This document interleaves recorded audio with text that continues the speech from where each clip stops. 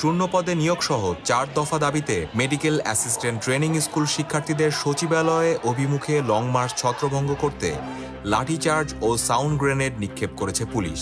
আজ রোববার বিকাল 4:45টার দিকে এই ঘটনা ঘটে।